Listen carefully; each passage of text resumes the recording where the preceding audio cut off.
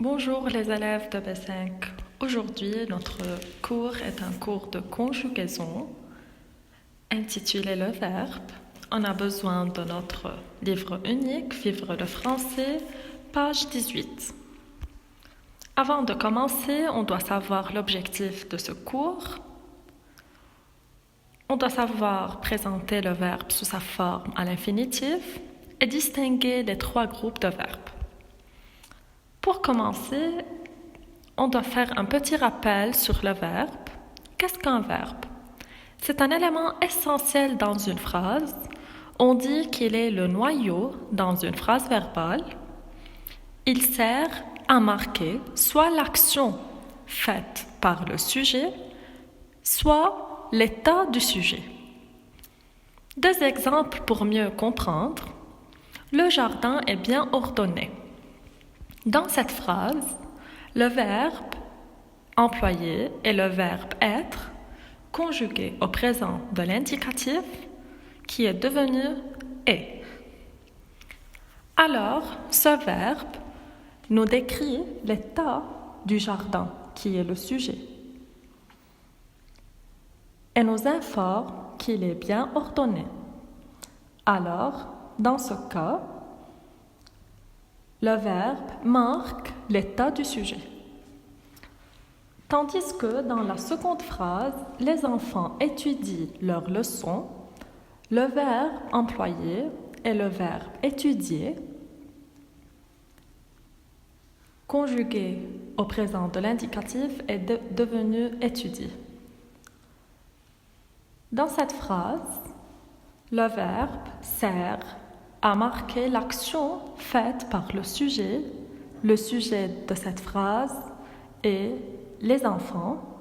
Alors, ce verbe nous informe sur l'action faite par les enfants, qui est étudier leurs leçons. Le verbe peut se présenter sous deux formes.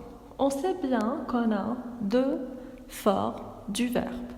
Soit la forme conjuguée, on la trouve dans les phrases. Exemple, Walid va à Paris. Alors, le verbe employé et le verbe aller, conjugué au présent, est devenu va. Et on a la forme infinitive, qui est la forme invariable du verbe, et selon laquelle on répartit les verbes en groupes. Exemple, on a le verbe voir, danser, finir, descendre. Ce sont des verbes à l'infinitif.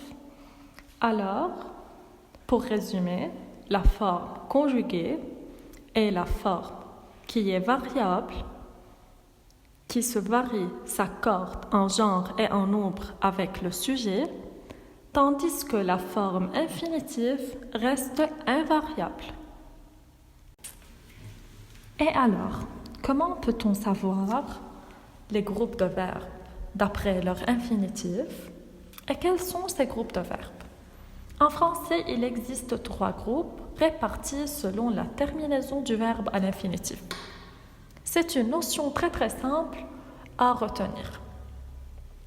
Pour les verbes du premier groupe, le premier groupe renferme tous les verbes qui se terminent par ER, à l'exception le verbe aller, même s'il se termine par ER, or il est un verbe irrégulier, alors il est un verbe du troisième groupe.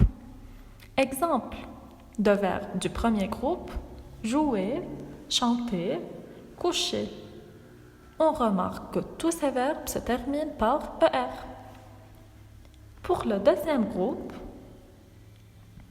tous les verbes qui se terminent par IR, à condition qu'ils se terminent par ISON, tout en les conjuguant à la première personne du pluriel au présent.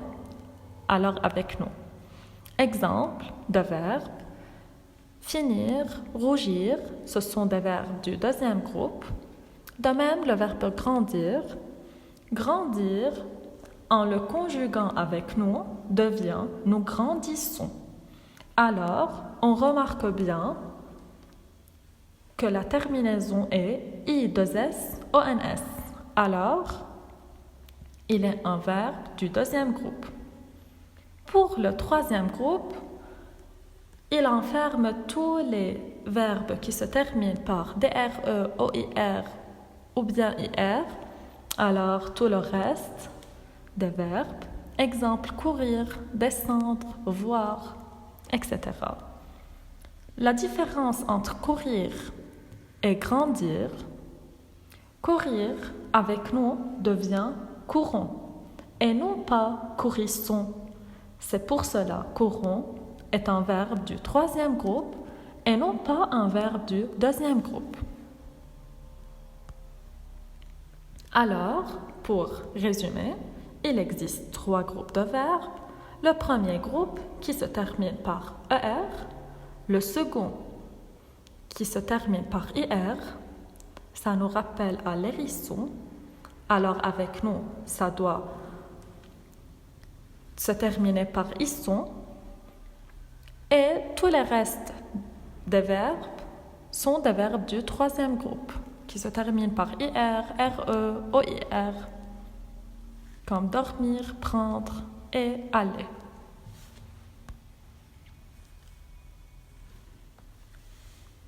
Maintenant, pour les verbes être et avoir, peuvent être employés comme auxiliaires dans les temps composés. On sait bien que les temps composés sont formés d'un auxiliaire, avoir ou être, plus le participe passé.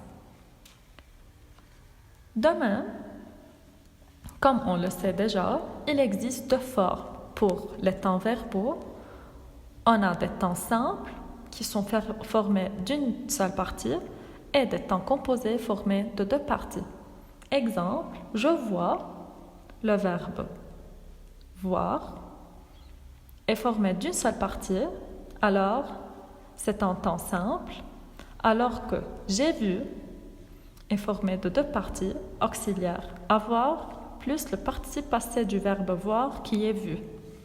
Donc, c'est un temps composé formé de 2 parties. Et il faut faire attention que l'action exprimée à un temps simple se déroule après celle décrite par un temps composé.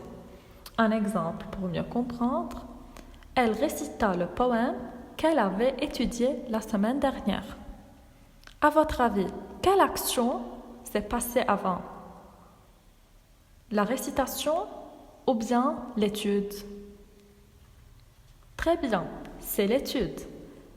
Elle a déjà étudié la semaine dernière et après, elle récita le poème. Donc, le temps composé se déroule avant le temps simple.